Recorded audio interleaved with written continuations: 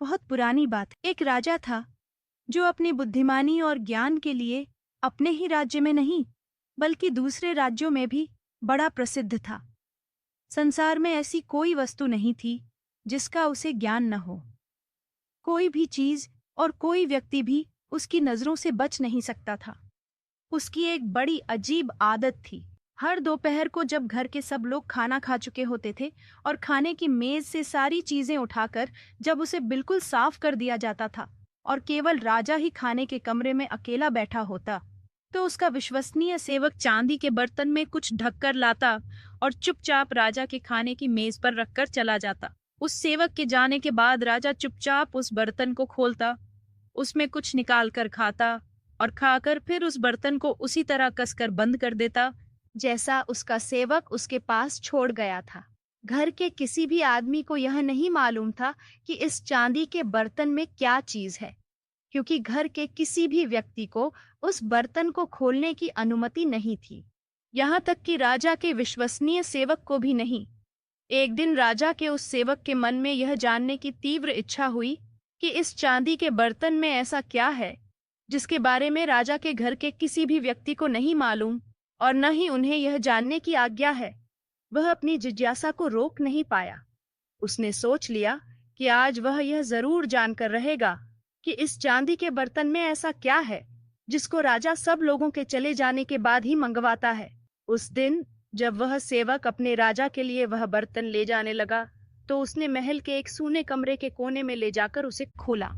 उसने देखा कि एक छोटा सा सफेद सांप उबालकर उस चांदी के बर्तन में रखा था और साथ ही छुरी कांटा चम्मच भी सफेद रंग के थे। उसने चुपके से सांप का एक टुकड़ा काटकर अपने मुंह में रख लिया, यह जानने के लिए कि यह ऐसी कौन सी स्वादिष्ट चीज है जिसे राजा सबसे बाद में खाता है। जैसे ही सेवक ने उस सफेद सांप का एक टुकड़ा अपनी जीभ पर रखा, उसे महल के बाहर बैठी चिड़ियों की आवाजें साफ साफ समझ में आने लगी। तब उसने चुपचाप उस कमरे की खिड़की के पास खड़े होकर उनकी बातें सुनने की कोशिश की।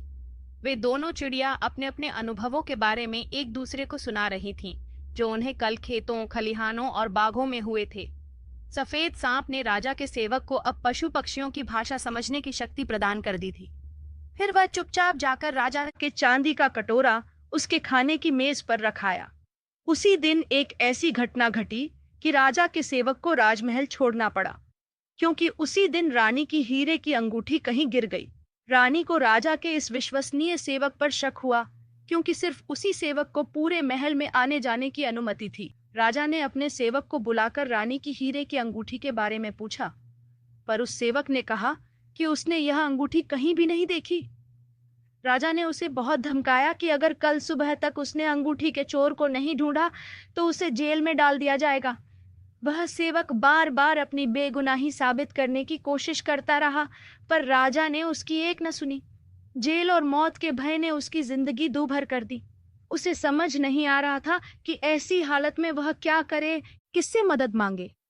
ऐसा सोचते सोचते वह महल के बाहर बने हुए तालाब के किनारे पर जाकर बैठ गया और अपनी मौत का इंतजार करने लगा, क्योंकि उसे पूरा विश्वास था कि कल सुबह तक उसे इस खोई अंगूठी का पता नहीं चल सकेगा और राजा उसे मौत की सजा सुना देगा। वह ऐसा सोच ही रहा था कि तभी सफेद रंग की दो बतखें वहां तैरती हुई आईं और आपस में बातें करने लगी। वह सेवक ध्यान से उन दोनों की बातें सुनने लगा।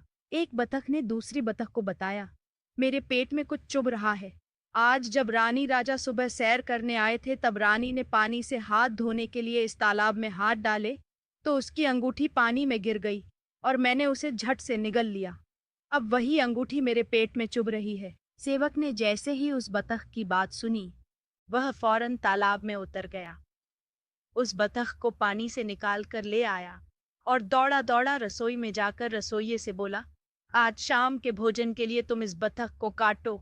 रसोइये ने कहा, ठीक है, तुम इसे यहीं छोड़ जाओ, मैं बाद में काटूंगा। पर बेचारे सेवक को शांति कहाँ थी। वह तो अपनी मौत के डर से परेशान था। सो उसने खुद ही उस बतख को काटने के लिए बड़ा सा चाकू उठाया और उसका पेट चीर दिया। सचमुच ही उसके पेट से हीरे की बड़ी सी अंगूठी बाहर आ गिरी। अब वह सेवक खुशी खुशी उस अंगूठी को राजा के पास ले गया और अपनी बेगुनाही साबित की। राजा उससे बहुत खुश हुआ और उससे कहा कि वह जो कुछ भी मांगेगा वह उसे जरूर देगा। सेवक ने राजा से विनती की, हे महाराज, मैंने आपकी बहुत दिनों से बड़ी लगन और सच्चाई से सेवा की है, पर अब मैं कुछ दिनों के लिए छुट्टी पर जाना चाहता हूँ। इसके लिए मुझे कुछ धन की और एक तेज घोड़े की जरूरत है। अगर आप मुझ पर कृपा करें तो ये दोनों चीजें मुझे इनाम में दे दें। राजा ने उसकी विनती सहर्ष स्वीकार कर ली। राजा का सेवक यात्रा के लिए बहुत सारा धन लेकर और घोड़े पर सवार होकर देश विदेश की यात्रा पर निकल पड़ा। वह अपनी यात्रा पर जा रहा था कि रास्ते में उसे एक तालाब मिला, जिसके एक किनारे पर 3 मछलियां पानी से बाहर पड़ी तड़प रही थीं। वह झट से घोड़े से उतरा और उन तीनों मछलियों को उठाकर तालाब में डाल दिया। पानी में पहुंचते ही तीनों मछलियां खुश होकर बोली, हम तीनों तुम्हें याद रखेंगी और जब तुम्हें जरूरत होगी हम तुम्हारे काम आएंगी, क्योंकि तुमने हमारी जान बचाई है। सेवक मछलियों की बात सुनकर खुशी खुशी वहां से आगे बढ़ गया। काफी देर चलने के बाद वह थोड़ा आराम करने के लिए एक पेड़ के नीचे रुका तो देखा कि कौवा कौवी अपने छोटे छोटे बच्चे को चोंच मार मार कर अपने घोंसले से निकाल रहे थे और साथ में बोलते भी जा रहे थे, अब तुम सब बच्चे बड़े हो गए हो, निकलो हमारे घोंसले से। अब अपना भोजन तुम खुद ढूंढो, हम तुम्हें और नहीं खिला सकते। कौवे के बच्चे बड़ी जोरों से चीख पुकार कर रहे थे और अपने माता पिता से प्रार्थना कर रहे थे कि वे उन्हें कुछ दिन और इस घोंसले में रहने दें। थोड़ा और बड़े होने पर वे खुद ही यह घोंसला छोड़ देंगे। कौवा उन्हें रखने के लिए तैयार नहीं था। वह चाहता था कि जितनी जल्दी वे उसके घर से जाएंगे, उतनी जल्दी वे स्वावलंबी हो सकेंगे। उस सेवक को उन बच्चों पर बहुत तरस आया। उसने अपने लिए जो खाने का सामान इकट्ठा किया था, वह सब उस पेड़ के नीचे उन बच्चों के लिए छोड़ दिया और थोड़ी देर बाद वहां से उठकर चला गया। कौवे के बच्चों ने जब खाने का इतना सारा सामान देखा, तो बड़ी ही कृतज्ञता से बोले, हम तुम्हें हमेशा याद रखेंगे और तुम्हारी इस दया का प्रतिदान जरूर चुकाएंगे, क्योंकि तुमने हमें भूखों मरने से बचाया है। उनकी यह बात सुनकर सेवक आगे चल दिया। चलते चलते वह एक बड़े से नगर में पहुंचा। इस नगर में चारों ओर बड़ी भीड़ थी और सड़कें भी लोगों से भरी थीं। भीड़ से गुजरते हुए उस सेवक ने एक आदमी से पूछा, भाई, यहाँ पर इतनी भीड़ क्यों लगी हुई है? आदमी बोला, हमारे राजा की एक बेटी है। राजा अपनी बेटी के लिए कोई बहादुर और सुंदर सा वर ढूंढ रहे हैं, मगर उस लड़के को अपनी बहादुरी के करिश्मे दिखाने पड़ेंगे। कुछ नवयुवकों ने बहादुरी के कुछ कारनामे दिखाने की कोशिश की थी, पर उन सबको अपनी जान से हाथ धोने पड़े। सेवक वहां से राजमहल की ओर चल पड़ा। जब वह राजमहल के पास पहुंचा, तो उसने राजकुमारी को अपने महल की खिड़की पर खड़ा देखा, जो सचमुच बहुत सुंदर थी। उस सुंदर राजकुमारी के आगे यह जान क्या चीज है, खतरा मोल लेने में क्या हर्ज है। अगर मर गया तो सेवक की जिंदगी से छुटकारा मिल जाएगा और जीवित बच गया तो एक सुंदर राजकुमारी का पति बनकर ऐश करेगा। ऐसा सोचकर वह भी राज दरबार में पहुंचा और राजकुमारी से शादी करने का प्रस्ताव राजा के सम्मुख रखा। राजा उसे अपने सिपाहियों के साथ समुद्र के किनारे ले गया और समुद्र में एक सोने की अंगूठी फेंक कर बोला, तुम इसे खोजकर वापस मेरे पास लाओ। अगर तुम बिना अंगूठी लिए ऊपर आओगे तो तुम्हें अपनी जान से हाथ धोना पड़ेगा। वह सेवक समुद्र में घुसा, पर इतनी गहराई में डुबकी लगाना इतना आसान नहीं था। उसे उसी समय 3 मछलियों की याद आई, जिनकी जान उसने बचाई थी। उसके याद करते ही वे तीनों मछलियां अंगूठी लेकर उसके सामने हाजिर हो गईं। सेवक ने उन तीनों मछलियों को हृदय से धन्यवाद दिया और अंगूठी लेकर कुछ ही देर में समुद्र से बाहर आ गया। राजा यह देखकर बहुत हैरान हुआ। सेवक ने राजा की बेटी से विवाह करने की मांग की, तो उसने दूसरी शर्त उसके सामने रख दी। राजा के सैनिक उसे महल के बाहर वाले बगीचे में ले गए। वहां पर उन्होंने एक बोरी में भरा बाजरा जमीन पर बिखेर दिया।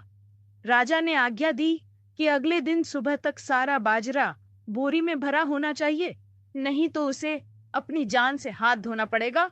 मिट्टी से बाजरा बीनना भी कोई आसान काम न था।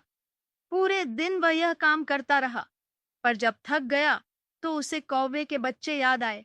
जैसे ही चारों तरफ अंधेरा छाया, वैसे ही कौवे के बच्चे उसका सारा बाजरा चुगकर बोरे में डालने लगे और सुबह तक बोरी बाजरे से पूरी तरह भर गई। वहां एक भी दाना जमीन पर नहीं मिला। दूसरी शर्त भी पूरी करने पर वह सेवक राजा के पास उसकी बेटी का हाथ मांगने गया, पर राजा अभी भी उससे अपनी बेटी की शादी करने के लिए तैयार नहीं था। उसने सेवक के सामने एक नई और आखिरी शर्त रखी, क्योंकि इस शर्त को पूरा करना किसी के भी बस की बात नहीं थी। राजा को पक्का विश्वास था कि उसकी नई शर्त को यह लड़का पूरा नहीं कर सकेगा। वह शर्त थी उसकी बेटी के लिए सोने का सेब लेकर आना।